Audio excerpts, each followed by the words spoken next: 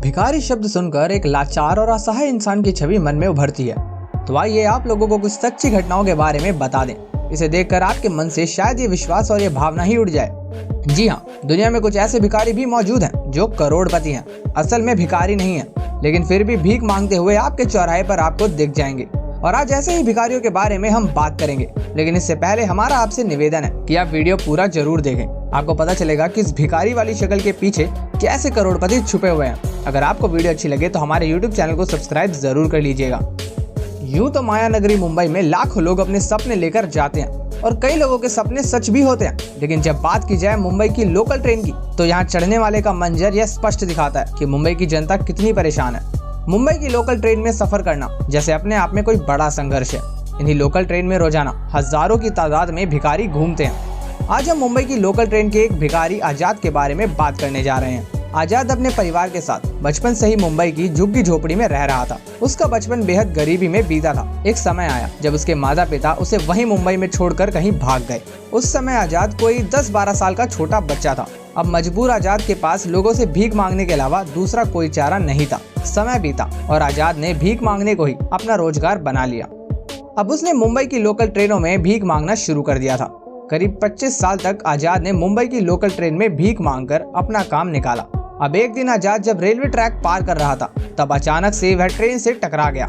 जोर से धक्का लगने की वजह से आजाद उल्टे बल गिर गया और उस दुर्घटना में आजाद की मौत हो गई। उसका शव 2 दिन तक हॉस्पिटल में ही पड़ा रहा, जहां पोस्टमार्टम करने के बाद पुलिस वालों ने उसके घर वालों को आगाह करने के लिए सूचना भी छपवाई, लेकिन 5 दिन बीत जाने के बाद भी आजाद के परिजनों में से कोई भी नहीं आया। तब पुलिस वालों ने इनके रिश्तेदार की तलाश की, क्योंकि उनको उनके रिश्तेदार को सौंपना था, लेकिन पुलिस वाले इनकी झोपड़पट्टी को ढूंढते हुए इनके घर तक पहुंच गए। इसके बाद पुलिस वालों ने वहां पर खोजबीन शुरू कर दी ताकि उनके रिश्तेदार को इनका शव सौंप दिया जाए। पुलिस वाले जब आजाद के ठिकाने पर पहुंचे तो उन्होंने वहां छोटी सी एक झोपड़ी देखी थी जिसकी उन्हें उम्मीद थी। वहां आसपास किसी से पूछा तो आस पड़ोस वालों ने बताया कि आजाद के साथ कोई नहीं रहता, वह यहाँ सालों से अकेला ही रह रहा है। तो पुलिस वालों ने सोचा कि जब यहाँ कोई नहीं है तो यहाँ घूमने का क्या मतलब। लेकिन तभी एक पुलिसकर्मी ने आजाद की झोपड़ी में AC लगी देखी। यह देखकर पूरी टीम आश्चर्य से भर गई। जब पुलिस वालों ने झोपड़ी में जाकर देखा तो वहाँ तलाशी लेने में उनके होश उड़ गए। आजाद की झोपड़ी में लाखों रुपए के सिक्के बरामद हुए। इसके अलावा वहाँ उन्हें एक कागजी सबूत मिला जिसमें आजाद के अकाउंट में 8 लाख जमा करवाने की बात की गई थी। इसके अलावा 2 लाख से ज्यादा धनराशि के उन्हें 100 और 500 के नोट भी मिले। पुलिस टीम ने 8 घंटों की कड़ी मशक्कत के बाद सभी सिक्कों को गिना और सभी सिक्के 2 लाख से ज्यादा धनराशि के थे। पुलिस वाले हैरत में थे कि आखिर भीख मांगकर जीवन यापन करने वाले आजाद के पास इतना माल कहां से आया। शायद आजाद ने अपनी भीख मांगने की कला में सफलता हासिल कर ली थी, जिसके कारण वह इसे कमाई का साधन बना चुका था और इसी कला ने उसको मालामाल कर रखा था। दोस्तों, आमतौर पर सोचा जाता है कि भिखारियों के पास कुछ भी नहीं होता और वो केवल मांगना ही जानते हैं, लेकिन एक व्यक्ति चीन की राजधानी बीजिंग में सड़कों पर भीख मांगकर लाखों करोड़ों की रकम इकट्ठा कर लेता है, जिसके बारे में जानकर भिखारियों को लेकर आपकी जो सोच बनी हुई है वो सोच पूरी तरह से बदल जाएगी। हर कोई पैसे के लिए बड़ा आदमी बनना चाहता है, लेकिन कोई भी भिखारी नहीं बनना चाहता, क्योंकि लोग सोचते हैं कि इन लोगों के पास कुछ भी नहीं होता और ये मांग कर ही अपना गुजारा करते हैं। पर बीजिंग में ये भिखारी घंटों तक सड़कों पर भीख मांगकर अपना गुजारा करता है और हर महीने के अंत तक इस भिखारी की आमदनी 3 लाख से भी ज्यादा होती है। जहाँ तक इसकी कमाई की बात है तो इसने अपने लिए चीन की राजधानी में 2 मंजिला मकान भी बनवाया। इतना ही नहीं, हर महीने ये अपने परिवार के 3 सदस्यों की पढ़ाई की फीस भी भरता है। हर महीने पोस्ट ऑफिस में पैसा जमा करने से पहले कुछ नोटों को एक साथ लगाता है। इस दौरान सारे नोट पोस्ट ऑफिस के फर्श पर रखकर गिने जाते हैं। इस दौरान पोस्ट ऑफिस के कर्मचारी भी इस भिखारी की नोट गिनने में मदद करते हैं। आप ये जानकर चौंक जाएंगे कि ये अपनी मदद करने वाले कर्मचारियों को कम से कम 1000 रुपए की टिप भी देता है। अब तो आप भी कह सकते हैं कि दुनिया में ऐसे भी भिखारी हैं जिनके पास दूसरों को देने के लिए काफी कुछ है। आगे बढ़ते हैं और आपको बताते हैं 60-70 लाख महीना कमाने वाले भिखारी के बारे में। इस भिखारी की महीने की कमाई सुनकर आप भी हैरान रह जाएंगे। आपको बता दें कि व्हील चेयर पर बैठे हुए डिसेबल आदमी जिसका नाम है कैरी थॉम्सन, जो महीने का 70 लाख रुपए कमाता है मांग कर, और ये अमेरिका का रहने वाला है। इन्हें देखकर ऐसा लगता था कि इनकी मेंटल कंडीशन काफी खराब है और ठीक तरीके से बोल भी नहीं पाते। इनका एक हाथ भी पूरी तरह से खराब हो चुका है और यही वजह थी कि लोग इन पर तरस खाकर कुछ पैसे दे दिया करते थे। लेकिन एक दिन इनका सच सामने आया।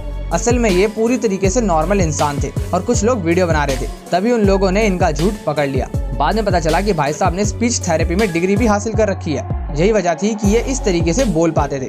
इन्हें अच्छे से मालूम था कि जो लोग मानसिक रूप से विकलांग होते हैं, जिस किस्म की स्पीच डिसऑर्डर उनके साथ होती है, वो किस तरीके से बोल पाते हैं, उसी तरीके को इन्होंने कॉपी किया और उसे बोलकर लोगों को बेवकूफ बना रहे थे। आखिरकार उन्होंने वीडियो में खुद बता दिया कि महीने का 70 लाख बड़ी आसानी से भीख मांगकर कमा लेते हैं। इनके झूठ को कई बार न्यूज चैनल में भी दिखाया गया। उसके बाद भी इन्होंने अपना काम कभी नहीं छोड़ा। इतना ही नहीं, इन्होंने अमेरिकन सरकार को अपने आप को डिसेबल बताकर 7 लाख रुपए का चूना भी लगा दिया। आखिरकार अमेरिका सरकार ने थॉमसन को 420 के चक्कर में जेल में डाल दिया। दोस्तों, अब मैं आपको एक ऐसे भिखारी के बारे में बताने जा रहा हूँ जिसके बारे में सुनकर आप हैरान रह जाएंगे। भिखारियों को अक्सर लोग हीन भावना से देखते हैं, गरीब समझकर कुछ सिक्के उनके हाथ में थमा देते हैं, लेकिन ये जानकर आप जरूर चौंक जाएंगे कि एक भिखारी रोजाना 10,000 रुपए भीख मांगकर कमाता है। ये घटना है मुंबई के गोवंडी इलाके में, जहाँ एक अनोखा मामला सामने आया। इलाके के झोपड़ी में रहने वाले एक भिखारी के पास लाखों रुपए बरामद हुए। इस बात का पता भिखारी की मौत के बाद हुआ। मुंबई पुलिस के सीनियर इंस्पेक्टर नंद किशोर ने बताया कि 4 अक्टूबर को शाम 7:40 पर भिखारी गोवंडी रेलवे ट्रैक को पार करने की कोशिश में घायल हो गया। हम उसे अस्पताल ले गए, जहां उसे मृत घोषित कर दिया गया। इसके बाद पुलिस उसकी झोपड़ी तक पहुंची। झोपड़ी में पुलिस को 8.77 लाख रुपए के फिक्स डिपॉजिट के पेपर मिले, जबकि भिखारी के बैंक खाते में 2 लाख रुपए जमा थे। इसके अलावा झोपड़ी में सिक्कों को मिलाकर करीबन 1,45,000 रुपए भी मिले। खास बात तो ये है कि ये पैसा साधु बाबा ने केवल भीख मांगकर जमा किए थे। इलाके में रिक्शा चलाने वाले कई लोगों ने न्यूज चैनल को बताया कि वो उन्हें बचपन से जानते थे। वो रेलवे स्टेशन पर भीख मांगा करते थे। मैं कभी सोच भी नहीं सकता था कि उनके पास इतना पैसा होगा। उन्होंने ये पैसा कैसे जमा किया होगा पता नहीं। वो भिखारी की तरह रहा करते थे। कभी नहीं लगा कि उनके पास इतने सारे पैसे होंगे।